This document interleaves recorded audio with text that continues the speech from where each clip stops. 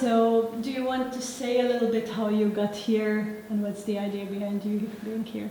I was learning for my smicha in the old city at Midrash Sephardi, and I've been there for about a year and a half, and we were looking at possible communities that we would go to do our shlichut.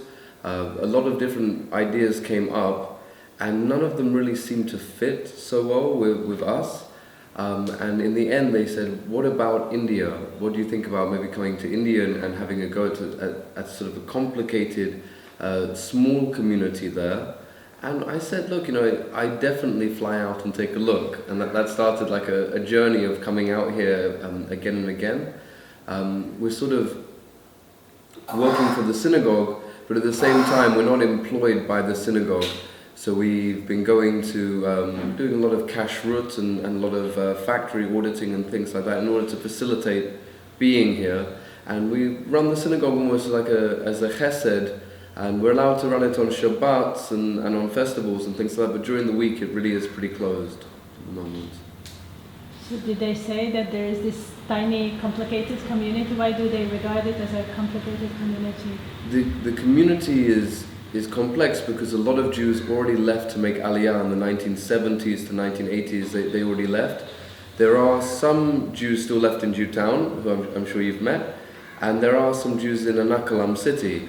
But the Jews in Anakalam city don't necessarily come to the Paradesi Synagogue, and the Paradesi Synagogue Jews don't necessarily go to the Anakalam city synagogue. So between that, we have a lot of Israelis coming through, and we have a lot of Jewish tourists coming through who want to see Jewtown, India, and there has to be someone here to catch them and to facilitate their prayers and kosher food, and so that's what we've really been doing.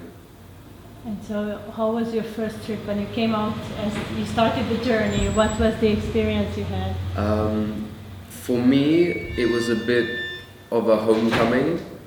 It was very much like returning home. I'd been to India before, and I felt that this was a really interesting and unique opportunity straight from the beginning. As soon as I saw the synagogue, I really fell in love with it. I was surprised to find the grave of the Kabbalist around the corner from it, and I was amazed to find that the amount of people who knew about the synagogue was very high. People had traveled here from all over the world to see it, and I felt like I hadn't heard about the synagogue until I had stepped into it. So for me it was an amazing experience. Why did you visit India before? My father and mother have done a lot of traveling in India. My father did some business in Delhi, and my mother has spent a lot of time in Goa and in the north and traveling around in Mumbai and places. And so I kind of grew up on the stories of India. It's also my mother also makes incredible Indian food, so I kind of grew up around that. And for me to come to India, it's sort of a bit like following in the family footsteps of doing something in my 30s in India, it seems. So it'd be important to mention that Star K Kosher is funding a lot of what's happening at the synagogue, and they are really helping us to be here. So they're providing a lot of the help that we need to be here in terms of kosher food for the community and places to stay and things like that. They really help us with everything like that. Are you talking about the Paradesi Synagogue now? Okay. Yeah. Okay. So your first impression, we were there when you came, how did you, regarding what you expected from the community, how did you find it? I didn't know really what to expect at all. I knew that there was a community in Mumbai, that I knew about, but in terms of a Jewish community in Kerala, Cochin, I didn't know really anything about it. The first thing that happened was that I missed my flight in Delhi, and I had to take another flight on Friday, so I landed in Jewtown with just enough time to have a shower and walk to the synagogue before Shabbat.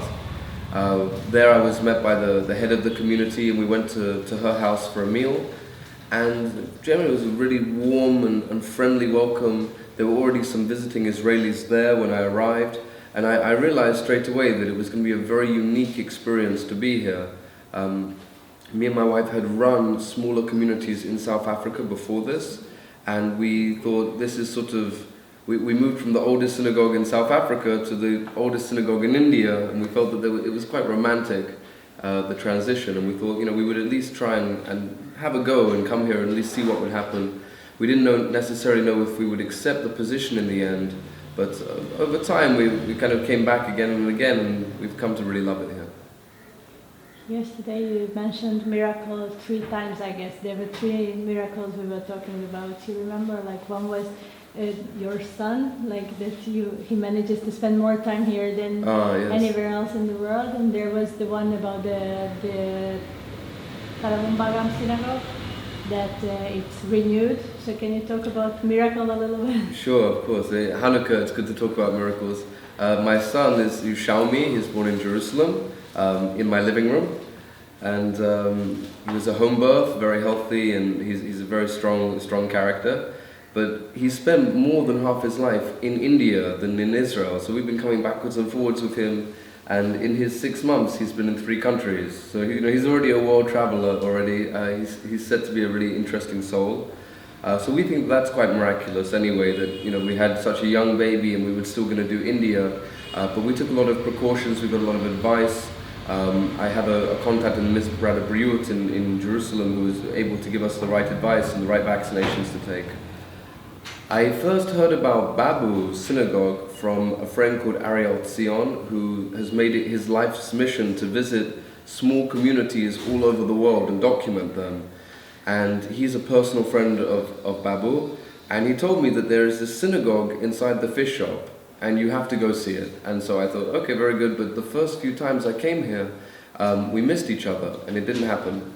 And so the first time I actually went to the synagogue was about a week or 2 ago, and I was led down the streets of Jew Street where the market is, and finally we came to this fish store with the most incredible synagogue inside it, and he showed me pictures that he had of before the restoration and after the restoration, and he told me a little bit about how the Arodi Noahide community had helped to fund it. They had sent workers, how donations had come in from Israel, Europe, America, that they have visiting dignitaries, rabbis, all sorts of different people, politicians coming, and I realized that I asked him, how did you do this? How did you rebuild this entire synagogue? He said, I didn't.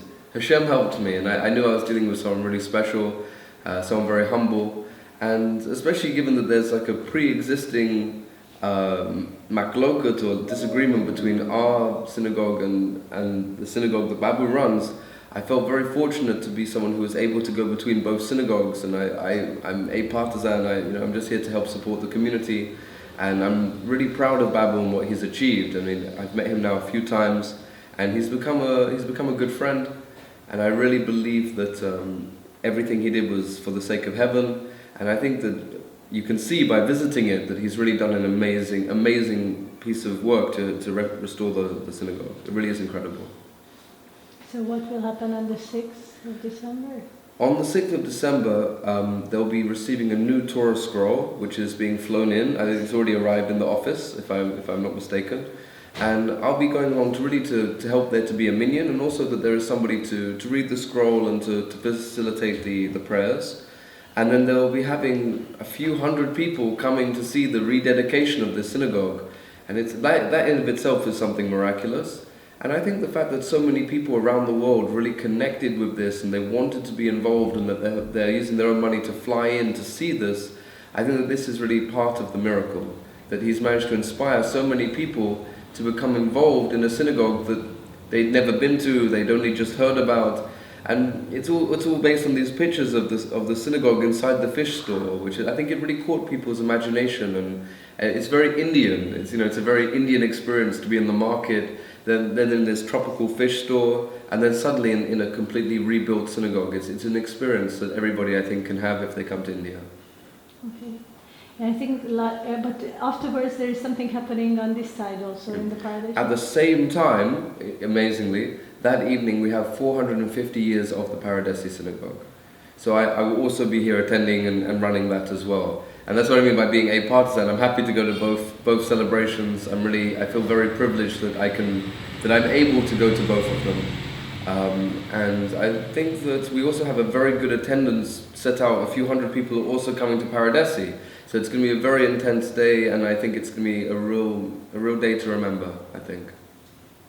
Do you think you being a partisan, as you call yourself, will reflect in the two communities' relationship?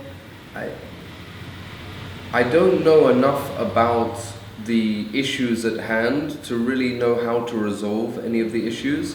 But sometimes in communities there has to be someone who is picked on to be that person, and normally it's the rabbi, so they pick this person to do it so that there won't be any disagreements or anything like that. I just feel privileged that they understand that I'm very new to this side of India and to this whole experience, and that they've been open to having us come and to be part of everything. How is it possible that you are rabbi for both communities in the same time, but is it the case? It is not the case. In general, Babu does not have a need for a rabbi at his synagogue just yet. Instead, I've said to him that any time that he needs a rabbi, I'm happy to come and help. In this way, I'm not really overstepping my bounds for this community or anything like that, but I don't think it's appropriate that something of this magnitude happen and a representative from Paradesi also not be there. So because nobody else wants to come, I'm also going to fulfill that. I believe that Babu's intention is that visitors to India will be interested to come to his synagogue, and there'll be tours there and there'll be trips there. But in terms of if there will be regular services and the kind of programming that we do at Paradesi, I'm not sure if that's yet on the cards. So I think that, especially given our plan to be here in India about a year, I'm not sure if we'll actually get to the point where we facilitate that for him. If he ever needs help, or he ever needs someone to come, or he's got 9 people and he needs a 10th person to come, it'd be my honor to assist him. And here, how do you go about lacking a minion? In general, we never know who we're going to get every Shabbat. Sometimes we do have a minion, sometimes we don't have a minion. Very similar to a lot of other shluchim who come to India. We just have to roll with it and see who turns up and who doesn't turn up. It's possible you think that there's no one here, and then on Shabbat morning 10 Israelis turn up who want to see the synagogue.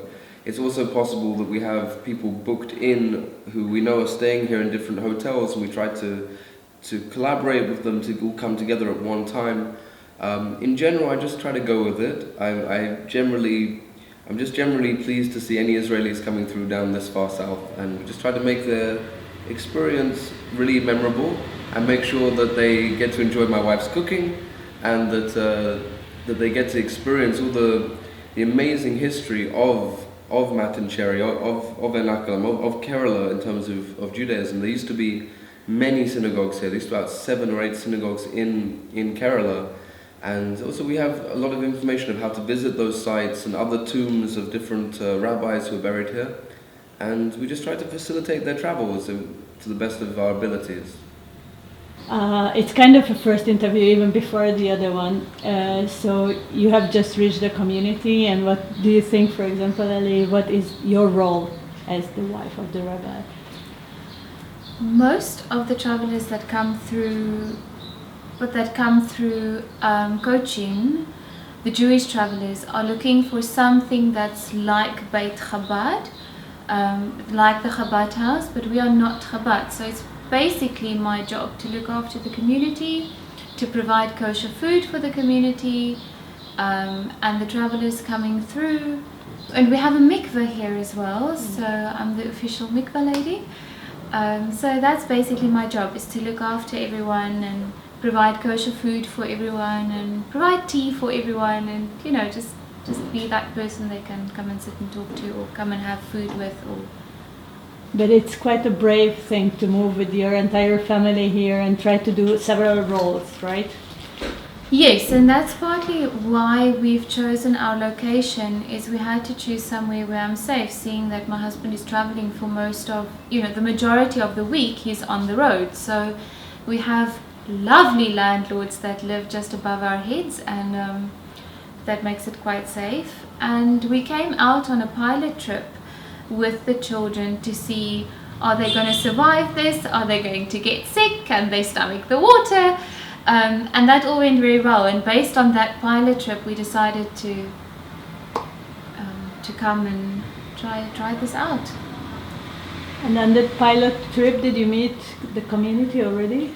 Yes, so our rabbi introduced us to the community. He also left it up to us to decide kind of where do we want to live, what kind of environment we want to live in, and so on. So we met the community, we met the place where we're going to stay, we met the people around. We met some of the people in Arnakulam, in the other community across the river, during that time, and it was a very pleasant experience. And I think based on that experience, we decided we can do this.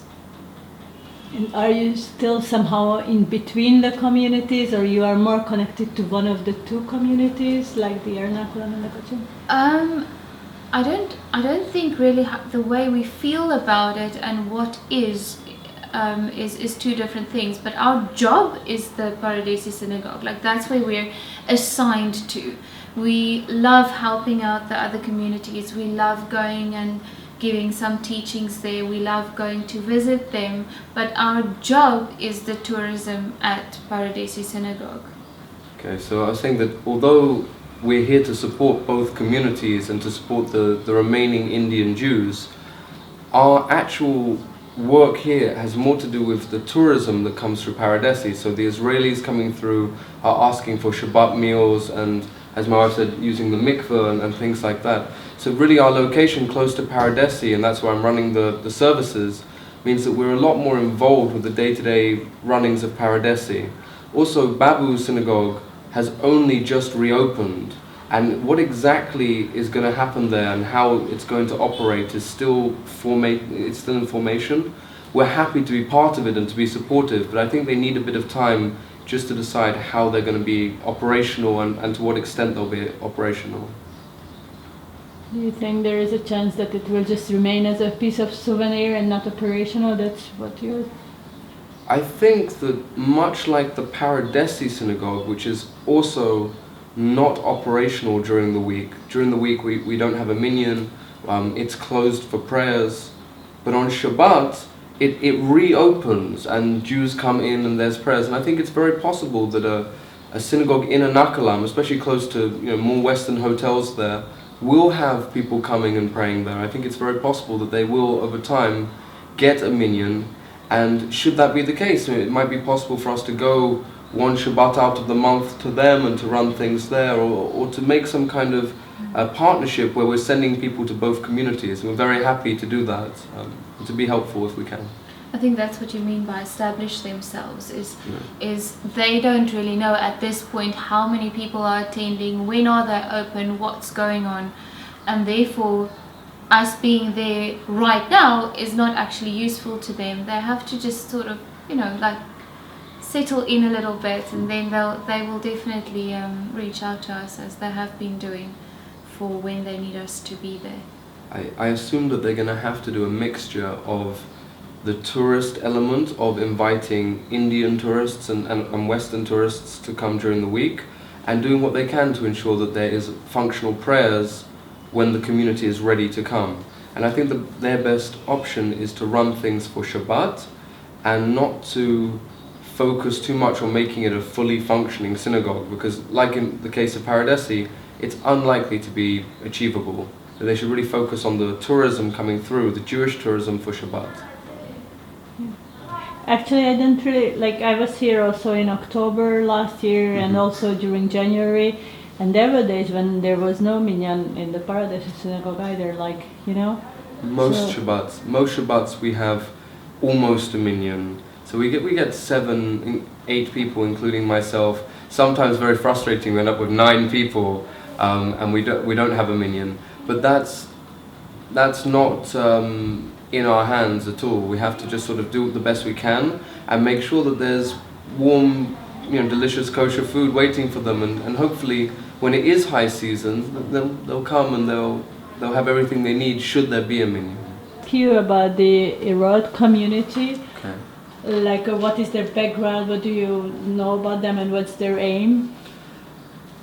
The brief I was given by Midrash Sephardi and by the other rabbis who've worked in India, because I keep a pretty open dialogue with lots of previous Chabad rabbis, Midrash Sephardi rabbis, and also rabbis who work in Kashrut who visit India.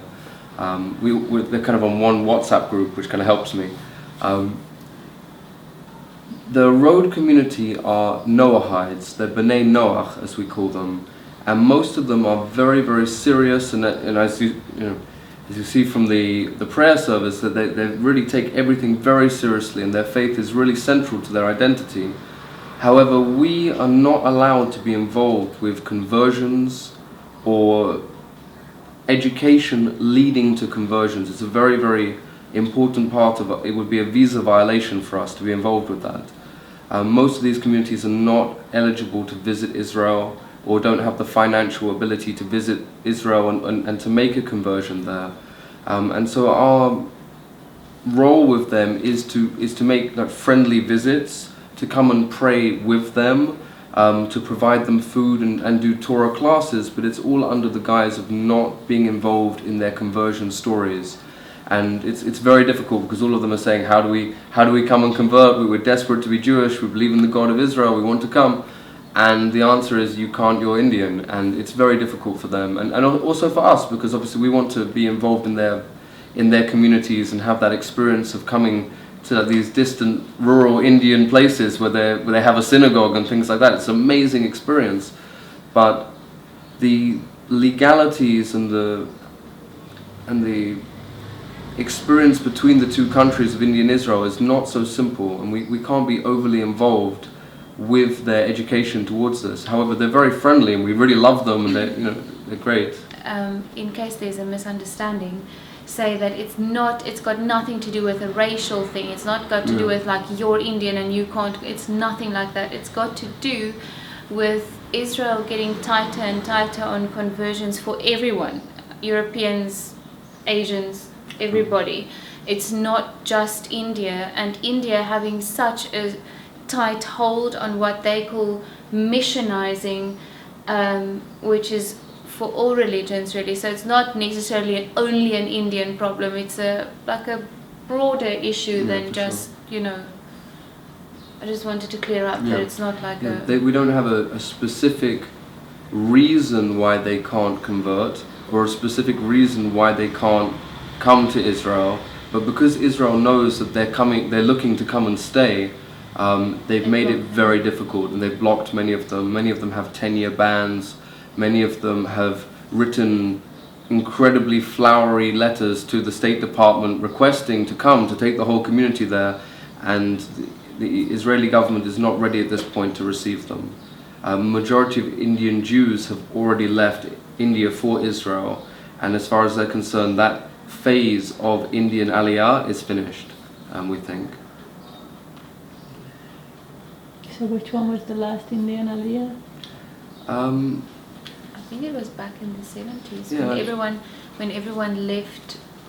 At the late 70s, when there was really almost an exodus from Cochin to America and Israel, and after that not really so much, which is why I think even someone who's Jewish from India is a bit more reluctant to make immediate aliyah than back then, when there was really a whole group of them who left, and all of them came for the celebration here, were the people who left early for their parents. There's still a pretty active community in Mumbai.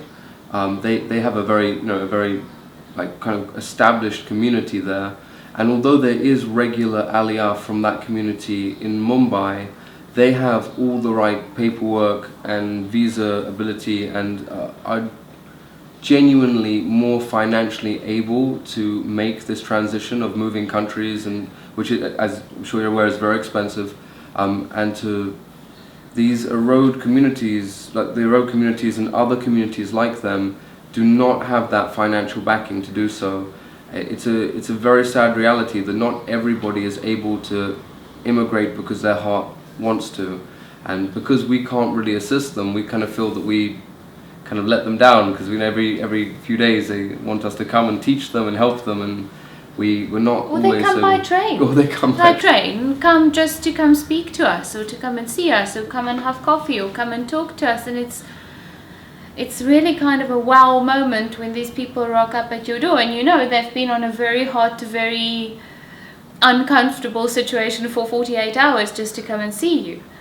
So there is an emotional side you have to deal There's with. definitely an emotional side to it, where you really get emotionally involved in the process of these people, but for the sake of a longer journey, you have to kind of not get so emotionally, because the reason we are here is not to help Indian people convert and move to Israel. The reason we are here is a different reason. So if we get emotionally involved in that process, it's detrimental to us and detrimental to them. And that's why we try to help where we can and really more get involved in them as a people. Like, what do you want to learn? What do you want to know? How can I help you? And not how can I convert you? It can be, the difference between those statuses can be very, very thin, because any kind of Jewish education could be seen as missionizing, and that would mean that our experience of being here in India would be over. In general, although we run the food and we run the synagogue and we make sure that the scrolls are ready to go and that the prayers are done, the role of the rabbi and rebbitzin is to be involved with people emotionally. We're dealing with Israelis straight out the army. It wouldn't be the first time that someone's turned up to have a cup of tea and it's ended in tears with them telling their stories, or the road traveling many, many miles to be with us and to spill their hearts out. That is part of our job description, is to be involved with people emotionally, but there has to be a really, really strong professional cut-off point, Boundary. a boundary where we can't be overly involved with one person's story more than another person's story, and have made it very clear that any kind of education that could be seen as leading towards conversion with the Road community could essentially mean that our visas are over to be here. So we're very cautious and careful about it. Also, if you shoot yourself in the foot by doing something that is kind of forbidden for you to do, then you can't help them anyway.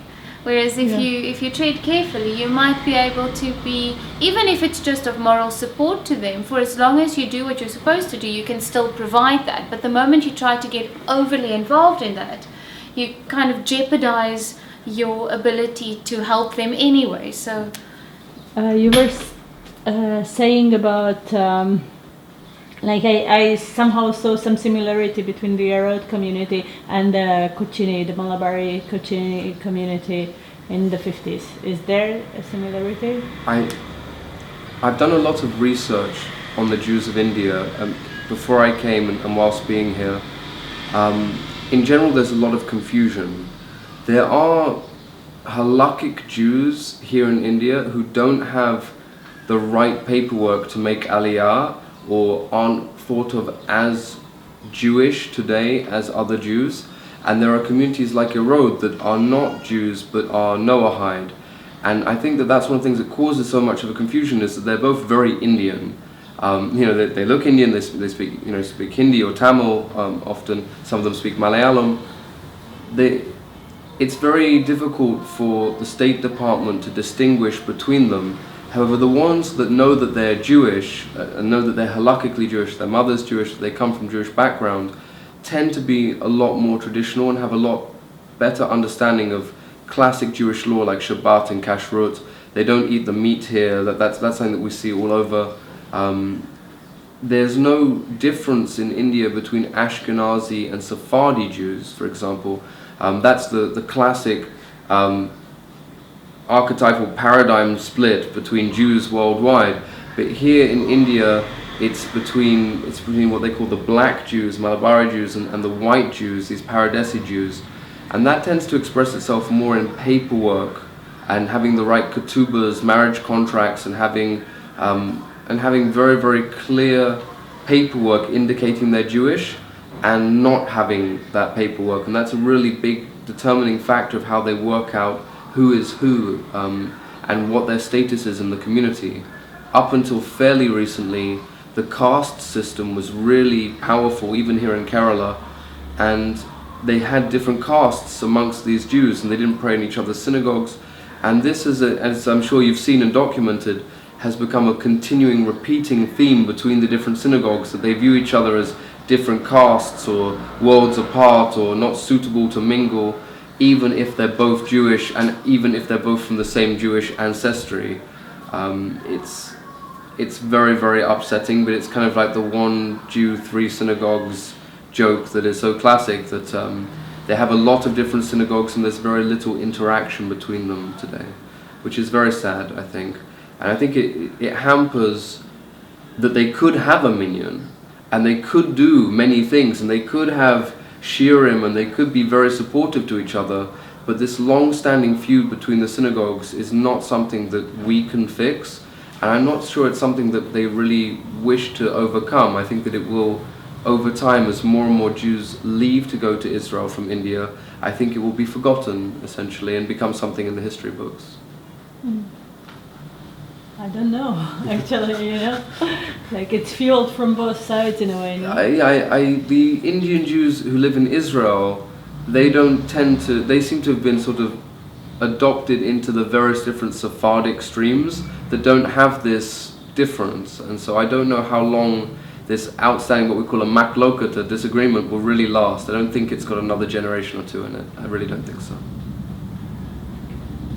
Okay, so you answered also the question about Sephardi and Ashkenazi, and the last one was, I wanted to ask you that Babu really felt unhappy that you didn't blow the shofar. I didn't have a shofar to hand. I wasn't able to go and get it. I was really happy to blow it. In the end, Moshe from the Ero community ended up blowing it, and I think he blew it even better than I do. So yeah, I think it was better for him that we did that. I didn't have any reason not to blow it. There was no legal reason or halakhic reason that prevented me. It was just as simple as with the running of the community prayers, I didn't actually have time to get the shofar from the Paradesi to bring to the synagogue, and really it was just a miscoordination. Okay. You've seen the work done by the Israeli artist all around. He painted the walls. Did you see? Yeah, it's impossible to live in Jewtown without bumping into all the art around. It's become a real feature. There seems to be a lot of copycat artistry now happening. There's a lot of Indians painting the front of their shops and painting the sides of their shops, and I'm hoping that it will continue.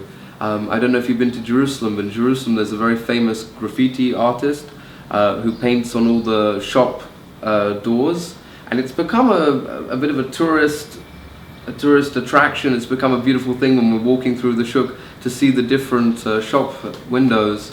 And I think that it's going to happen here, that the more and more art that comes up, I think it just makes it more interesting and exciting. And I think it helps to draw more tourism from Fort Cochin to Jewtown, which is suffering a bit with tourism at the moment. But you don't think like it's a sacrilege to paint a synagogue's facade? The synagogue there is no longer a synagogue. I mean, it's a derelict building.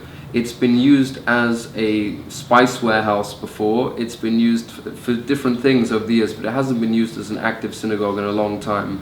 Do I think it's a sacrilege?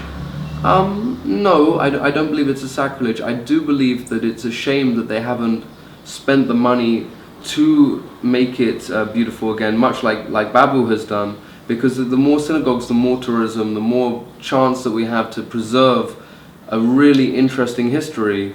And in some ways, the painting on the side of the buildings is almost facilitating what could have been undertaken by the Indian government in terms of restoration.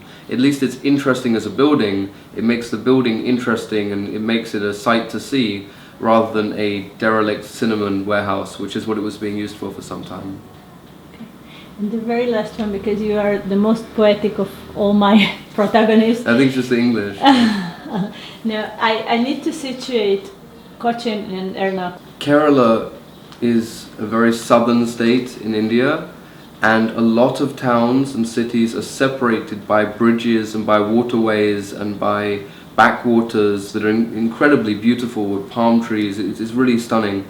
However, if you want to go to Anakalam, for us, for example, it means driving over 3 bridges to get there, or taking a ferry, a very cheap and a little bit dodgy ferry from one side to the other that we enjoy doing.